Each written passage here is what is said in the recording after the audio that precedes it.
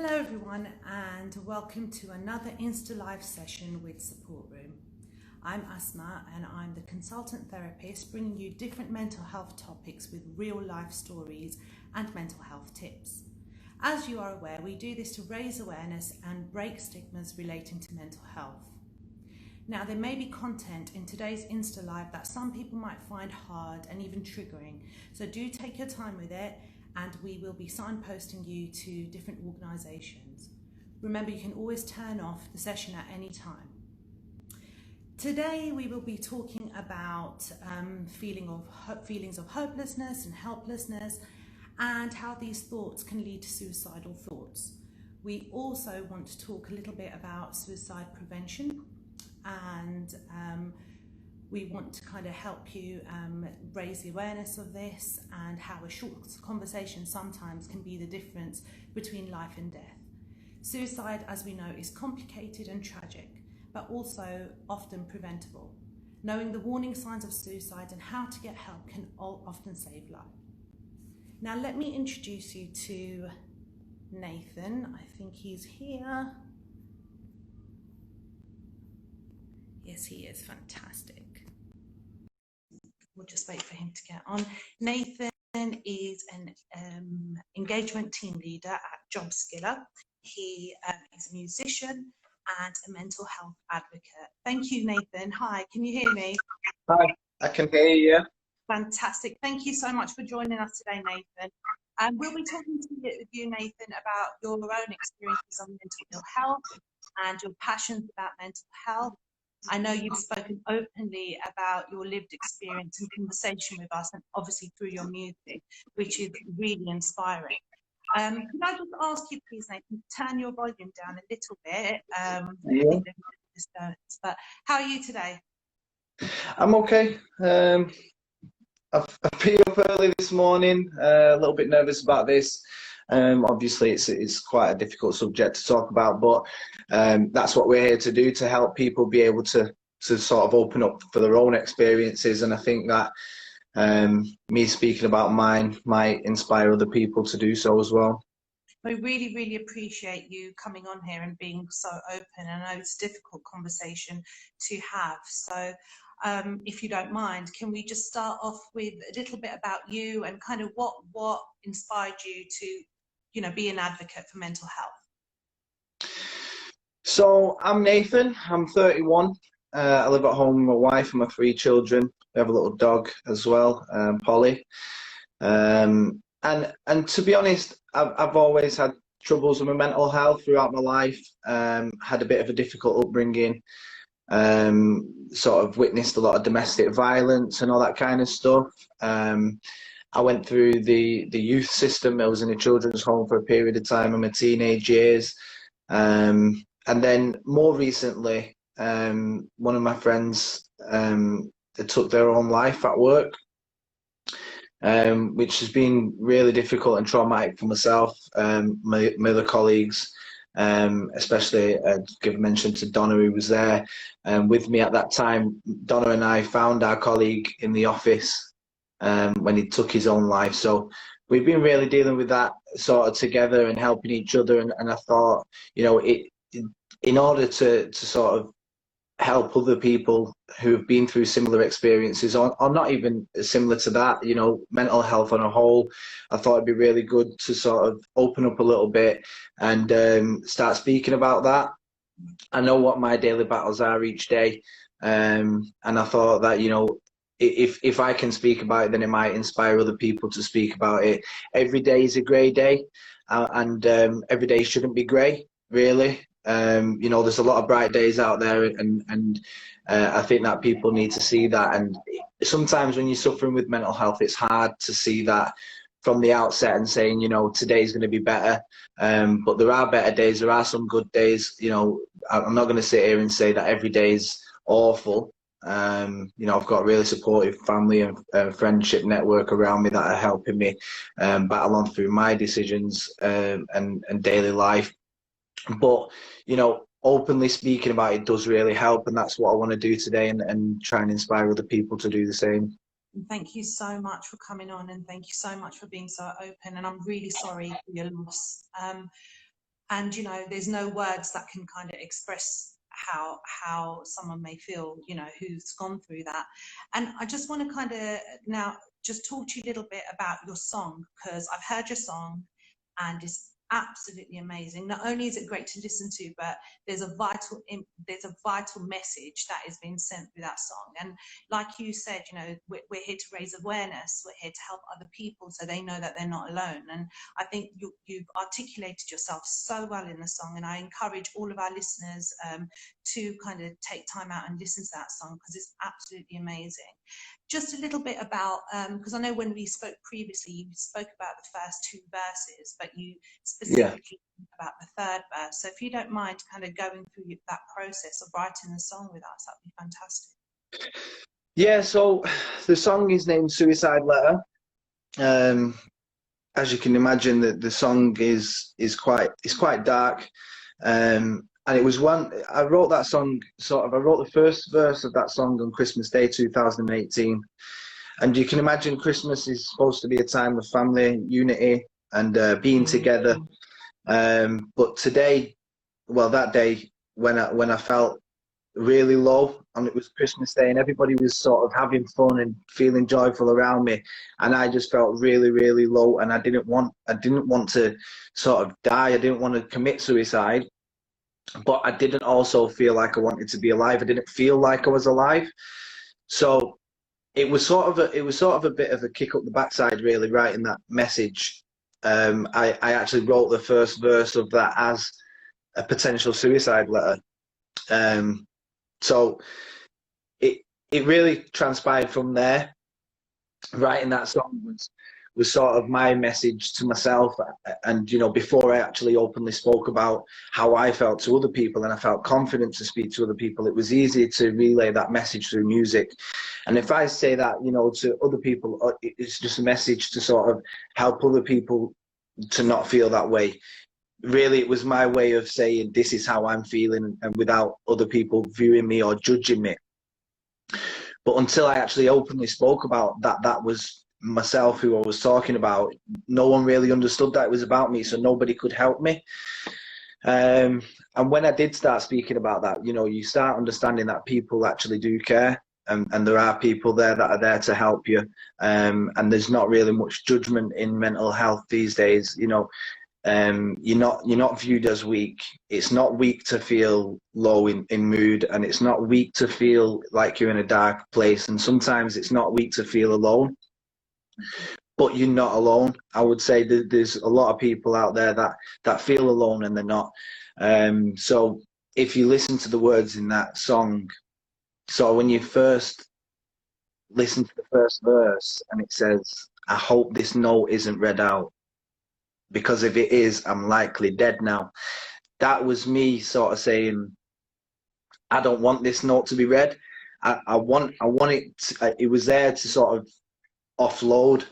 And the words in there mean a lot. And then Sam, who sadly took his life in July at work, he was a real advocate for the song, and we went over different scenarios of playing the song and sort of coming to you know, a realization that really there was two verses in there that was only about the dark side of suicidal thoughts. And what we then did was sort of butted heads and said, you know, we need to say that there's a better message out there now. And Sam really helped me with that. So then I wrote the third verse, which was sort of saying, you know, you can come out of this dark place. There is a way out, and it's not always the tragic way.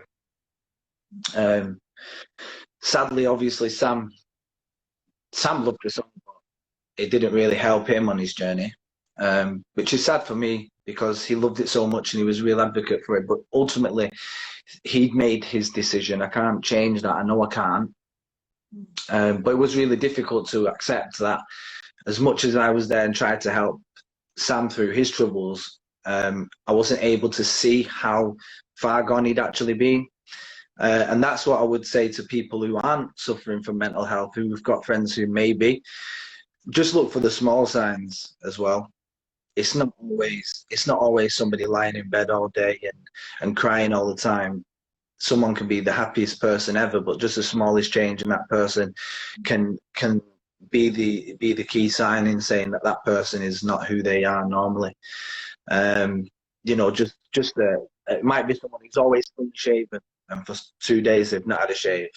You know, something very small can be the big picture. Yeah. And, you know, even though it may sometimes be really difficult to open and have that opening kind of conversation with them, you're just checking on people if they're okay. And then if they say yes, checking on them again. Obviously, you know how difficult sometimes it is to kind of open up and talk about those conversations, even with your nearest and dearest. So it's about being persistent, isn't it? And then, you know, you spoke a little bit about signs and symptoms. You know, is there anything that you could advise us or advise our listeners about those signs and symptoms, and, you know, what support we can give our friends and our family members who may possibly be going through these feelings? I suppose ultimately, as someone who's suffering with mental health, knowing that you're not feeling the same, everybody knows how they feel. They know when they're at the highest of the highs. It's always great to feel really good. But what I've always realized is that there's a difference between happiness and fun. So a lot of people who suffer with mental health, and I did it myself, I've quit drinking. Today's the 28th day I've not had a drink, by the way. But I went through a period where I was trying to replace happiness with fun. And going out, and I was drinking, and you know, I was at points taking drugs and trying to make myself feel amazing, and surrounding myself with people who are my friends, but we're not talking about life. We're just talking rubbish and you know, just having a laugh and a joke, and then you come back the next day and you're back low again, because you're trying to find that balance, but the balance isn't there. You need to find your baseline. What is happy for you? What, you know, accepting what's happy. There's a lot of people out there that are rich and powerful and they're not happy. You don't always have to have everything that's monetized to make you feel happy. You just need to be content. And the moment that you start coming below your happiness level, I would say, you know, if that becomes consistent, start speaking about it. You know, I've felt rubbish for months now, and I felt rubbish for months before that without even speaking to anybody about it. And I suppose it doesn't make it better instantly speaking about it. You know, today's a day like I can speak to you guys, and it doesn't mean that I'm going to be fixed. You're not going to be fixed. You know, it's not something that, you know, you can just glue back together. It's your mind, it's fragmented, and it's sort of a jigsaw puzzle, if you like. And if you think you've got a 1,000-piece jigsaw puzzle, it could look like it's all together, but there's 5 pieces not in the jigsaw. It's not finished, and that picture isn't clear until those puzzles are put together.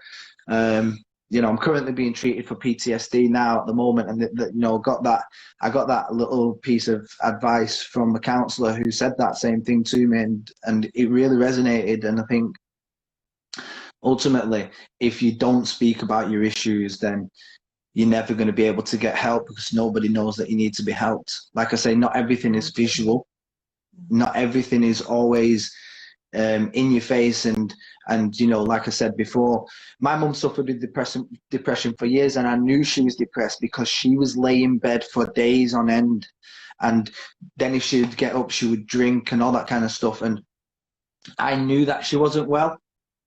I didn't really understand depression at that time. I was very young, but I knew that that wasn't my mum, who was, you know, this outgoing, lovely, bubbly person.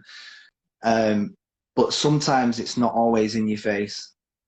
Like I get up every day and I go to work, and I'll have a laugh and a joke in the office, because it makes me feel like I'm part of that. Because really, much recently, I've not felt like I'm a part of anything. But when you're at work and you're in the office and you're having a laugh and a joke and you're trying to crack on with stuff, it makes you feel like you're back a part of something. But really, when then I go home and I go and sit in my room or whatever, and I'm snappy with my wife, or I'm sometimes snappy with the kids because they're messing around, and I'm irritable, and I'm driving and I'm screaming at other drivers because I feel like they've done something that's, you know, silly on the road or whatever. Really, those are the signs that I know in myself that's not me. And that's where other people, if they're doing that or they're feeling that way and they've not normally been like that, then, you know, talk to somebody about it. Yeah. And how difficult was it for you to kind of take that first step? Now you know your triggers, you know, you've just spoken about your triggers. And how hard was it for you right at the beginning to take that first step and ask for that help? It was extremely difficult. I mean, it's still difficult now. I'm not going to sit here and say, you know, I'm constantly asking for help and I'm constantly saying I need help because I'm still trying to. As a person, you always want to fight your own battles. That's something that we have as a weakness. We always feel like we can deal with this on our own, or that if everyone is judgmental, then, you know, you're not going to want to ask for help. But I'm not constantly asking for help, but it is really, really difficult to ask for help. I'm still not there now. And like I said, I wrote the first verse of my song 2018, Christmas Day, and I only released it this year. And I was only really, because I mean, I finished the song, I think I finished the song towards the beginning of July. And that was when I thought, I'm going to release this now for Suicide Prevention Week, September 5th. That was my day that I had set to release that song, because I was then ready to sort of tell my story. So that was 2 years on before I ever felt like I was comfortable enough to say, hang on a minute, I've been suffering.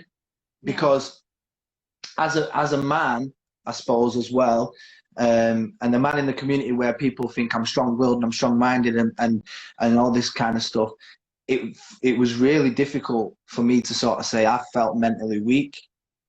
But it's not mental weakness. You touched on something really important, and I'm so happy that you have, because there is an added stigma attached to men who are suffering from you know, mental health issues or are going through a sad period. And I think, you know, by you speaking out and having these conversations and us doing these type of live videos, it could touch anybody and say, actually, you know, there isn't anything wrong with them. I just need that extra support. So I really appreciate you kind of mentioning that, because it is a sad fact that and you're right, as human beings, we want to, especially if you're a certain type of personality, you think, you know what, I can deal with this. I should be able to deal with this. I can do it. But sometimes it is just having that listening ear, don't you think? Yeah. And like I say, so, I mean, 800,000 people a year commit suicide. That's a hell of a lot of people. And I think I read a statistic, around 70% of those are men under the age of 45. It's a big number. And I think there's a big, what I've come to think as well, and I'm not saying that it's fact, but the era that we was brought up in that time, you know, from my age now to sort of 15 years up, when you was a young boy, if you was trying to display emotion or you was upset or anything, you would say, stop crying, you're not a girl. Yeah. You know, man up. Yeah. And that creates mental weakness in men. When they're older, they're not able to talk about their feelings because they've never been allowed to do it. And it's the language. So I always say to my kids now, if they're feeling upset, cry. Yeah. You know, if you want to tell me something, tell me. There's no shame in being upset. There's no shame in feeling mentally weak. It's just that the stigma has been laid there because we was always seen to have to be strong.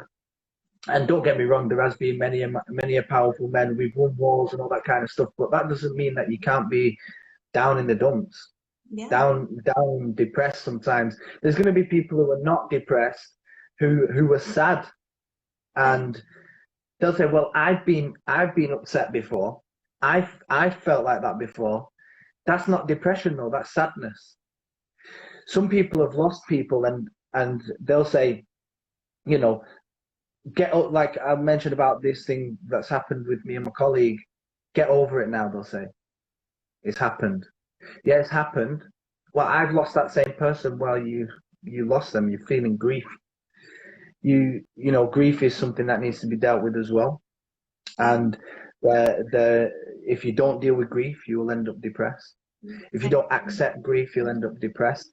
It's all about accepting and wanting to deal with it. If you put it to the back of your mind, my wife, I love her to bits, but we went through a really, really tough period when she lost her mum.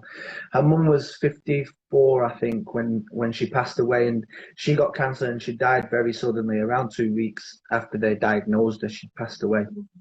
And my wife didn't accept it for a long time. And she never grieved. And I said to her, cry, grieve. No, I need to get on with my life. I need to make sure the kids are okay. Well, that's fine, but you need to deal with this in your own way. And then she would be erratic, going around buying stuff to, like, we get a new sofa every 6 months, 12 months, new kitchen stuff. And it come to the point where I was like, you're trying to replace your mum with material things. You've lost something, so now you think you need to replace something with it. And it's been really tough, and that's the same sort of thing for me now. Like, I was trying to replace my happiness with fun.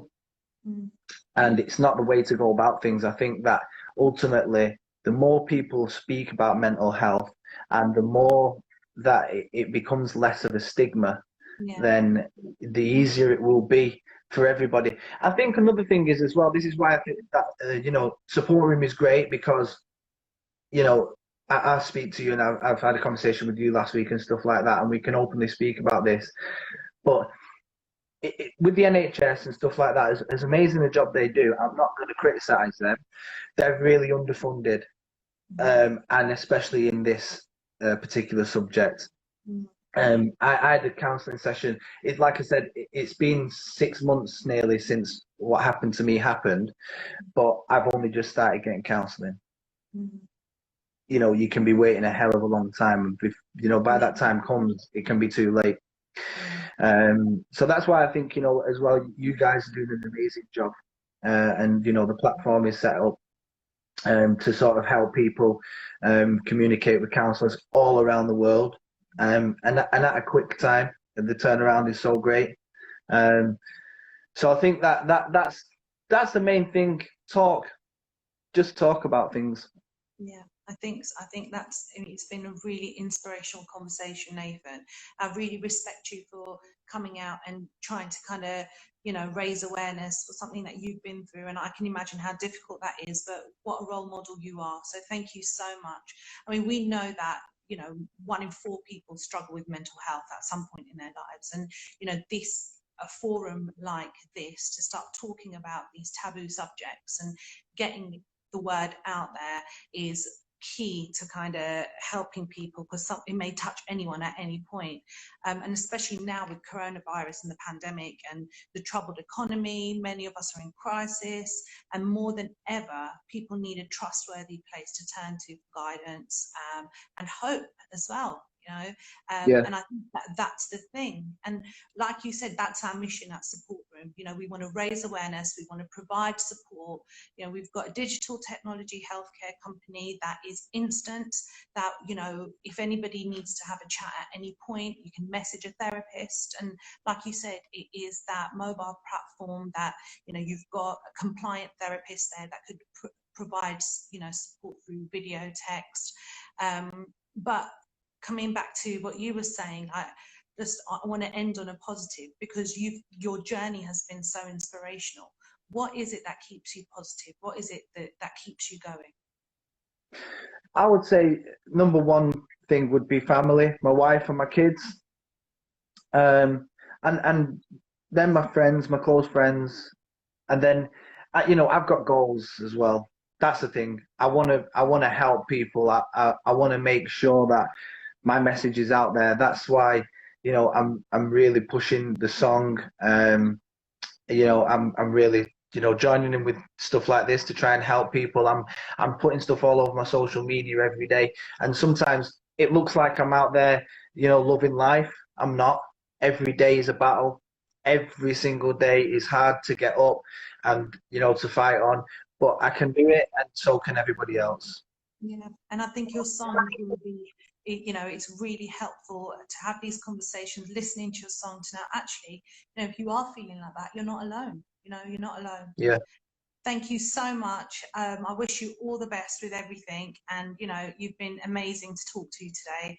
And we wish you all the best, Nathen, and I'm looking Thanks, forward to Asma. hearing more from you. Thanks so Yeah. much, and thank you Keep in everybody for touch. tuning in. I hope it's been a useful conversation. I know that you've really inspired me. Thank you.